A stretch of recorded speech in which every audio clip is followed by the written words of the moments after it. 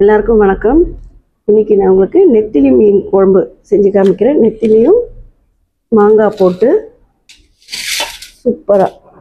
அதுக்கு கொஞ்சம் மாங்காய் இருந்தது பாதி எடுத்துக்கிட்டேன். ஒரு வெங்காயம் ஒரு தக்காளி போதும்.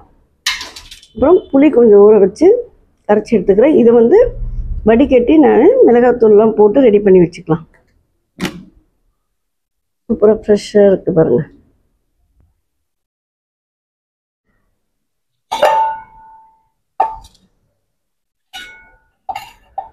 இந்த மாதிரி புளி நல்லா கரைச்சி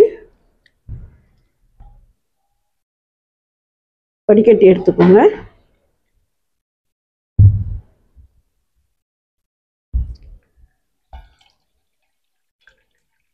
இந்த மாதிரி நான் 2 கிணத்துல மாற்றி வடிகட்டி எடுத்துருவேன்.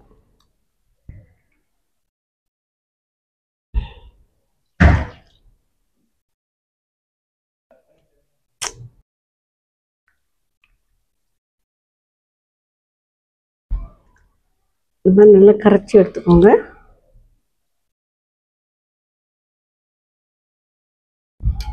உங்களுக்கு எவ்வளோ குழம்பு வேணுமோ அதுக்கேற்ற மாதிரி புளி போட்டுக்கோங்க.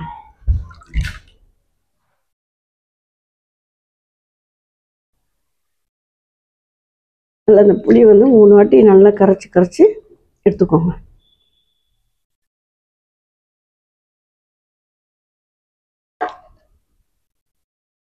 திருப்பி இன்னொரு பாத்திரத்தில் வடிகட்டி எடுத்துக்கோங்க.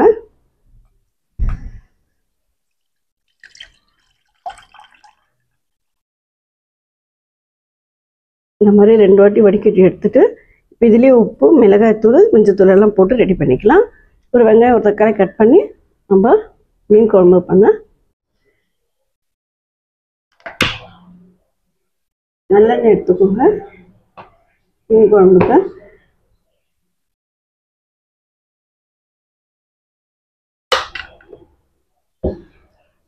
நான் கொஞ்சம் வடகம் போட்டு தாளிக்கிறேன்.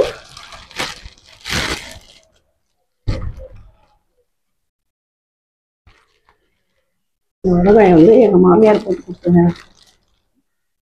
வீட்டு வடகம் செம்ம கமன்னு இருக்குங்க. வடகம் இருக்கவங்க வடகம் போட்டுக்கோங்க. இல்லையா கொஞ்சம் கடுகு, கொஞ்சம் வெந்தயம், கொஞ்சம் சீரகம் போட்டு பூண்டு கொஞ்சம் நசுக்கி போட்டுக்கோங்க. கறிவேப்பிலை போட்டு தாளிச்சுக்கோங்க. இதுக்கு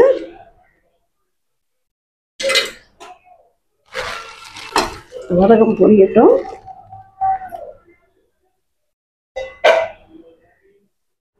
கொஞ்சம் 4 ஸ்பூன் மிளகாத்தூள் போட்டிருக்காங்க. கொஞ்சம் தூள் அது வீடியோ எடுக்க மறந்துட்டேன். உப்பு ஃபஸ்ட்டு நீங்கள் எல்லாம் போட்டு ரெடி பண்ணி வச்சிட்டிங்கன்னா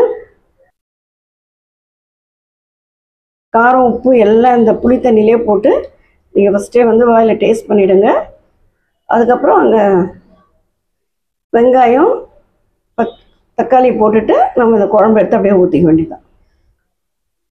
இதெல்லாம் ஆல்ரெடி ரெடி பண்ணியாச்சு. ஓகேங்களா?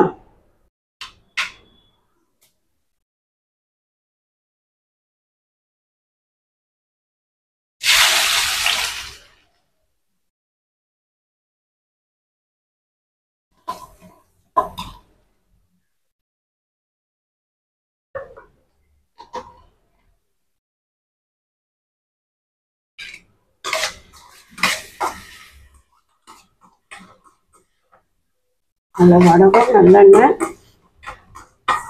நல்ல மணமாக இருக்குங்க.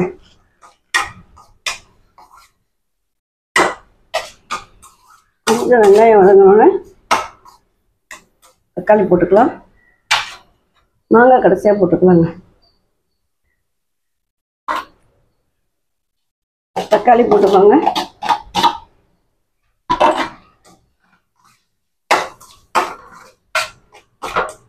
மாங்காய் கொஞ்சம் கொதி வந்தோடனே போட்டுக்கலாம். தக்காளி கூட நல்லா இன்னும் பொடியாக நசிக்கலாம். சில பேர் தக்காளியும் ஒரு மிக்சியில் ஒரு ஓட்டு ஓட்டி இதோடைய புளியோடைய கரைச்சி வச்சுப்பாங்க. கொஞ்சம் வதங்கி வரட்டும். இந்த ஸ்டேஜில் அப்படியே எடுத்து ஊற்றிக்கோங்க.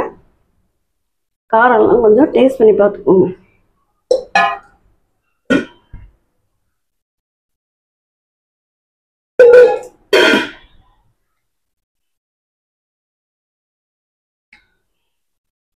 கொஞ்சம் ஃபுல் தீ வச்சுருங்க.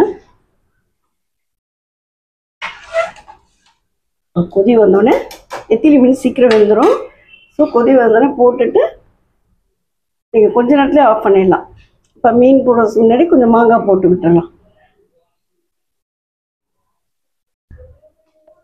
மீடியம் ஃப்ளேமில் வச்சு விட்டுங்க. நல்லா கொதி வந்துடுச்சு. இந்த ஸ்டேஜில் மாங்காய் போட்டுக்கலாம். மாங்காய் வந்து ஆப்ஷன் தான், உங்களுக்கு வேணும்னா போட்டுக்கோங்க.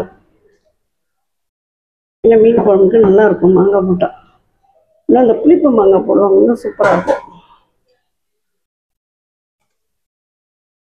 சும்மா இது ஒரு கொதி வந்துட்டோம்.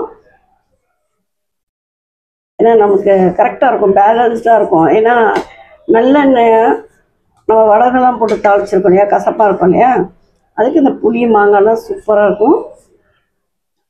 குழம்பு நல்லா டேஸ்ட்டாக வரும். செம்ம சூப்பராக இருக்கும் டேஸ்ட்டு. மீன் குழம்பு இன்னையோட அடுத்த நாள் ஒரு இட்லி ஊற்றி மீன் குழம்பு தொட்டு சாப்பிட்டா ரொம்ப பிரமாதமாக இருக்கும்.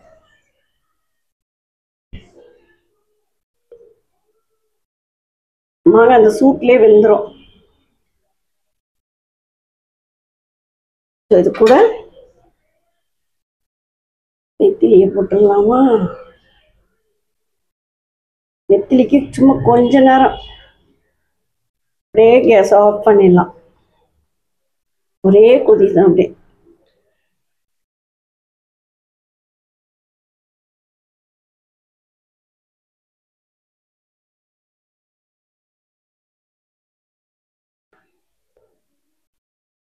நல்லா சூப்பராக இருக்குது. பக்கம் மாங்காய், ஒரு பக்கம் மீன் குழம்பு. பார்த்தீங்களா, போட்ட உடனே வெந்துடும் இது. ஸோ இந்த சூட்லேயே வெந்துடும். நம்ம கேஸ் ஆஃப் பண்ணிடலாம்.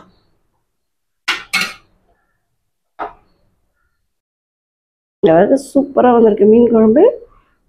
எல்லாம் மாங்காய் மீன் எல்லாம் பார்க்கவே பிரமாதமாக இருக்குது. நீங்களும் செஞ்சு பார்த்துட்டு எப்படி இருக்குன்னு சொல்லுங்கள். லைக் பண்ணுங்கள், ஷேர் பண்ணுங்கள், கமெண்ட் பண்ணுங்கள். இதோட ஒரு நல்ல வீடியோவில் உங்களை சந்திக்கிறேன். நன்றி, வணக்கம்.